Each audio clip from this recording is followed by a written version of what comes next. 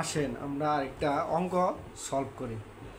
এখানে 6টি ক্রমিক পূর্ণ সংখ্যার প্রথম 3টির গড় 8 হলে শেষ 3টির যোগফল কত? এই প্রশ্নটা বলছে। আমরা ক্রমিক সংখ্যার অঙ্ক এর আগেও আমরা করছি, ওইটা হলো শুধু ক্রমিক সংখ্যা। শুধু ক্রমিক সংখ্যাগুলো কাকে বলে? অর্থাৎ 1 2 3 4 5 6 এইগুলোকে ক্রমিক সংখ্যা বলে, এগুলোকে ক্রমিক সংখ্যা বলে। কিন্তু এইখানে বলছে ক্রমিক পূর্ণ সংখ্যা। এই ক্রমিক পূর্ণ সংখ্যা কিন্তু আলাদা জিনিস। অর্থাৎ পূর্ণ সংখ্যা হলো, পূর্ণ সংখ্যা কাকে বলে? পূর্ণ সংখ্যা কাকে বলে এই সংখ্যাটা আমাদের জানতে হবে। পূর্ণ সংখ্যা হলো শূন্য সহ সকল ঋণাত্মক এবং ধনাত্মক সংখ্যাকে একত্রে আমরা পূর্ণ সংখ্যা বলি। অর্থাৎ এই সংখ্যা থেকে আমরা কিভাবে লিখতে পারি? অর্থাৎ কোনো পূর্ণ সংখ্যার সেট যদি জেড হয় তাহলে জেড সমান সমান আমরা লিখতে পারি dot dot dot -2 -1 0 1 2 3 4 dot dot dot. অর্থাৎ এইদিকে ইনফিনিটি পর্যন্ত যাব, এইদিকে -ইনফিনিটি পর্যন্ত যাব। অর্থাৎ এটা অসংজ্ঞায়িত, ঠিক আছে? অর্থাৎ এইখানে বোঝাচ্ছে এই শূন্যর এইদিকে হলো ঋণাত্মক সংখ্যাগুলো এবং এইদিক হলো ধনাত্মক সংখ্যাগুলো। এই শূন্য সহ ঋণাত্মক এবং ধনাত্মক সংখ্যাগুলোর একত্রে সেটকে আমাদের পূর্ণ সংখ্যার সেট বলা হয়।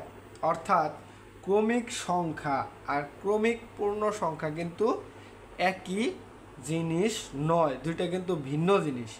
তাহলে এখানে বলছে 6টি ক্রমিক পূর্ণ সংখ্যার প্রথম 3টির গড় 8 হলে, তাইলে আমরা এইরূপ 6টি ক্রমিক পূর্ণ সংখ্যা নেব। অর্থাৎ ধরে নেব, ধরি প্রথম ক্রমিক সংখ্যা ধরেন, প্রথম ক্রমিক সংখ্যা যদি x-2 হয় তাহলে ক্রম অনুসারে দ্বিতীয়টা কি হইব? অর্থাৎ একটা যদি x-1 হইব, তারপর x হইব। বিষয়টা বোঝার চেষ্টা করেন। এইদিকে কিন্তু x এর মাইনাস মানগুলা নির্দেশন করতেছে। অর্থাৎ x যদি শূন্য ধরেন, এটা যদি শূন্য ধরেন তাহলে x-2 কি? x এর চাইতে 2 কম।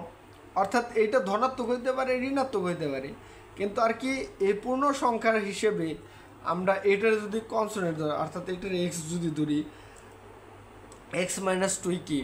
x এর চাইতে 2 কম বোঝাইতেছে। তার চাইতে কি এইটা -1 কি? শূন্যের চাইতে 1 কম, ঠিক আছে? তারপর 1 কি? x+1, এটা চতুর্থ নাম্বার। x+2 হলো পঞ্চম, x+3 হলো ষষ্ঠ। এই 6টা অঙ্ক দিছে। তার মধ্যে এই প্রথম 3টার গড় দেওয়া আছে। গড় দেওয়া আছে আমাদের কত? গড় দেওয়া আছে হলো 8।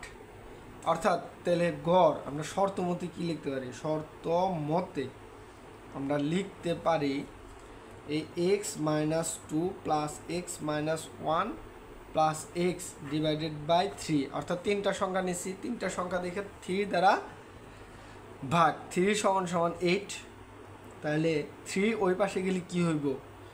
গুণ। অর্থাৎ 3 আটা কত আসতেছে? 24। x এবং x তিনটা হলো প্লাস, তাহলে এখানে আসতেছে 3x, -2 এবং -1, তাহলে -3 আসতেছে, ঠিক আছে? তাহলে 3x, 3 ওই পাশে কি হচ্ছে? যোগ। অর্থাৎ যোগ করলে কত আসতেছে? 27। এবং x সমান সমান 3, যেহেতু এই পাশে গুণ, ওই পাশে গেলে কি হইব?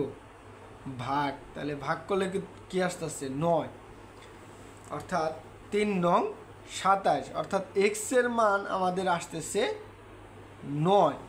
এটা হলো এই x এর মান যদি 9 আসে তাহলে আমাদের বলছে শেষ 3টির যোগফল কত? শেষ 3টির সংখ্যা কত? x+1, x+2, x+3। তাহলে শেষ 3টি আমরা বের করি। x এর মান যদি 9 হয়, x+1 সমান সমান কত হইব? 9 সাথে 1 যোগ দিলে কত আসতেছে? 10। x+2 আসতেছে 11, x+3 আসতেছে কত? 12। এই 3টা যোগ করেন, যোগ করলেই তো 3টার যোগফল আইসা পড়বো শেষ 3টার। তাহলে 10 আর 11 21, 21 আর 12 যদি যোগ করেন তাহলে আস্তে আস্তে 33, অর্থাৎ এই অঙ্কটার 6টি পূর্ণ সংখ্যার শেষ 3টির যোগফল হলো 33 এবং এইখানে অ্যান্সার হলো এই গ। ঠিক আছে।